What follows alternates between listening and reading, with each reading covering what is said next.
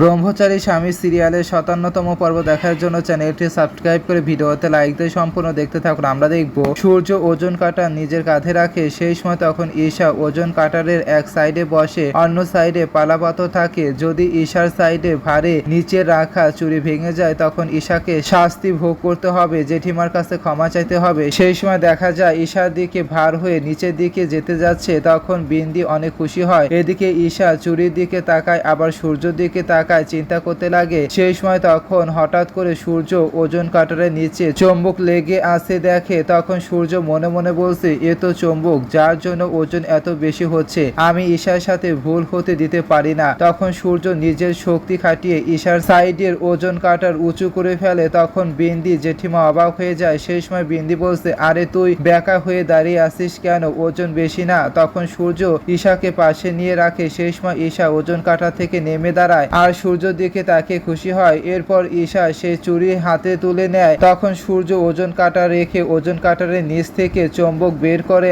আর সবাইকে দেখায়। তখন বিন্দি জেঠিমা সহ বাড়ির সবাই চমকে যায়। সেই সময় সূর্য বলছে, এর জন্য ওজন এত বাড়তি হয়েছিল। তখন কাবিয়া হেসে বলছে, ওয়াও দাদা, তুমি তো কামাল করে দিয়েছো। বৌদির সত্যিটা সবার সামনে প্রুভ করে দিয়েছো আর বৌদির চুরি ভাঙতে দাওনি। সেই সময় ঈশা আর সূর্য দুজনের দিকে তাকিয়ে থাকে। তখন ঈশা সে চুরি মাথায় ঠেকায় আর নিজের হাতে চুরি পরে নেয়। তখন সূর্য সবটা দেখতে থাকে। তখনই জেঠিমা সূর্যের বৌদির পেটে চিমটি কাটে আর বলছে, এসব তুই করেছিস তাই না? বল সত্যিটা, না হলে আবারও চিমটি কাটবো। তখনই সূর্যের বৌদি বলছে, মাম্মিজি সত্যি বলছি, আমি চিপস খেয়েছি কিন্তু চুম্বক লাগাইনি। তখন এ কথা শুনে জেঠিমা অবাক হয়ে যায়। এদিকে বিন্দি মনে মনে বলছে, ভালো হয়েছে সূর্য জানতে পারেনি যে আমি চুম্বক নিজেই লাগিয়েছিলাম। তখন জেঠিমা বড় বউকে বলছে, বের হ, না খেয়ে ঘরের বাইরে থাকবি। এই বলে ধাক্কা মারে বাড়ির বাইরে বের করে দেয়। তখন বৌদি নিচে পড়ে যায় আর কান্না করতে লাগে। এরপর দেখা যায় ঈশা সূর্যের কাছে গিয়ে বলছে, থ্যাংক ইউ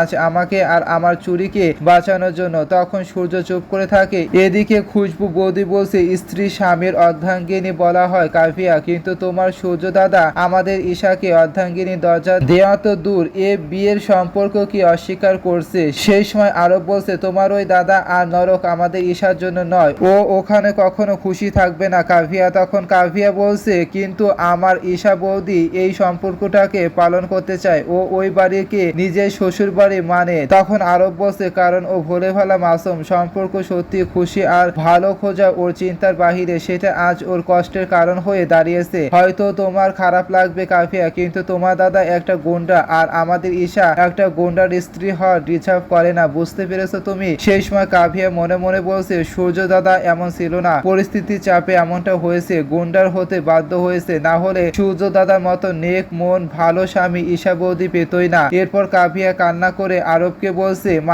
মানসি আমরা গরিব ঘরের ছোট লোক, বোঝার জীবন যাপন করি, কিন্তু জরুরি জিনিসকে প্রথমে রাখি। যদি ঈশা বৌদি ওই বাড়িতে খুশি না থাকে না, তো এই কথারও কোনো গ্যারান্টি নেই এক গরিব মেয়ে বড়লোক বাড়িতে খুশির সাথে থাকতে পারবে। খুশি বড়লোক আর গরিবের মধ্যে ডিপেন্ড করে না, কিন্তু হয়তো আপনি এটা ভাবেন না। সরি খুশবু বৌদি, এই বলে তখন কাফিয়া সেখান থেকে চলে যায়। সেই সময় আরব বলছে, ও তো রেগে গেল, আমি কি কোনো ভুল বললাম? এদিকে দেখা যাচ্ছে ঈশা সূর্যের কাছে এসে বলছে, সূর্য থ্যাংক ইউ আমার চুরি বাঁচিয়ে আমাকে হেল্প করার জন্য। তখন সূর্য বলছে, ভুল ভাবনা না ভাবাই ভালো, আমি ওটা করেছি যেটা হওয়ার দরকার, যাতে আপনার ওই কথার সাজা না মেলে যে ভুল আপনি করেননি। তখন ঈশা মুচকি এসে বলছে, এত চিন্তা আমার জন্য? তখন সূর্য বলছে, বললাম না ভুল ভাবনা ভাববেন না, আমি শুধু সত্যির সাথে ছিলাম, আপনার নয়। তখন ঈশা বলছে, যেটাই হোক আমি সত্যির সাথে দাঁড়িয়েছিলাম আর তুমি আমার সাথে। হ্যাঁ একটা কথা, তুমি বলো কিছু আর করো অন্য কিছু, থ্যাংক ইউ। এই বলে ঈশা মুচকি হেসে চলে যায়। তখন সূর্য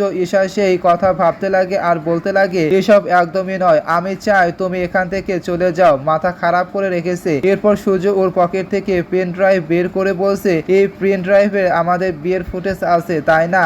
এটা নষ্ট করলে আমাদের সবার জন্য ভালো হবে। এই বলে সূর্য হাতুড়ি এনে পেন ড্রাইভ ভাঙতে যাচ্ছে, কিন্তু থেমে যায় আর হাতুড়ির দিকে তাকায়। এরপর তখন সূর্য হাতুড়ি ছুঁড়ে ফেলে দেয়, পেন ড্রাইভ ভাঙতে পারছে না। এরপর কয়লা আগুন ধরিয়ে সেই পেন ড্রাইভ আগুনের ভেতর ফেলতে যায়। তখনই সূর্য আগুনের মধ্যে ঈশাকে দেখে আর সেই পেন ড্রাইভ আগুনের মধ্যে দিতে পারছে না। সূর্যের মনে কিছু একটা হতে লাগে, ছটফট করতে লাগে। এর পরের পাঠে দেখা যায় সূর্য জেঠিমা পুজো করে সবার সামনে বিন্দিকে বলছে, জানোস আজকের দিনে জুটি যদি একই পাত্র থেকে একসাথে ক্ষীর খায় তো ওনাদের সঙ্গ 7 জন্মের হয়ে থাকে। আর আজই এই ব্রত স্ত্রী আর স্বামীর প্লেট থেকে খাবার খেয়ে ব্রত ভাঙে। তো সূর্য, প্রথমে তুই 1 চামচ ক্ষীর খা, তারপর ওই চামচ দিয়ে বিন্দিকে ক্ষীর খাইয়ে দে, তবেই তো ওর ব্রত সম্পূর্ণ হবে আর ভাঙবে। তখন ঈশা এসব দেখে মন খারাপ করে সূর্যের দিকে তাকায়। তখন সূর্য পেছনে ঈশার দিকে তাকায়। সেই সময় সূর্য 1 চামচ ক্ষীর খায়। সেই সময় জেঠিমা বলছে এখন বিন্দিকে খাইয়ে দে জলদি। তখন বিন্দি বলছে হ্যাঁ তাড়াতাড়ি খাওয়া না, অনেক খিদে লেগেছে। এই বলে বিন্দি ঈশার দিকে তাকিয়ে মুচকি হাসে। তখন সূর্য চামচে ক্ষীর নিয়ে বিন্দিকে খাওয়াতে যাচ্ছে। তখনই ঈশার মাথা ঘুরে ঈশা জ্ঞান হারিয়ে নিচে লুটিয়ে পড়ে। সেই সময় সূর্য চিৎকার দিয়ে ঈশা বলে দৌড়ে ঈশার কাছে যায়। এদিকে কাভিয়া ঈশাকে ধরে ডাকতে লাগে। তখন সূর্য ঈশাকে না ধরতে পেরে হাততালি দিয়ে ডাকতে লাগে ঈশা ঈশা চোখ খোলো,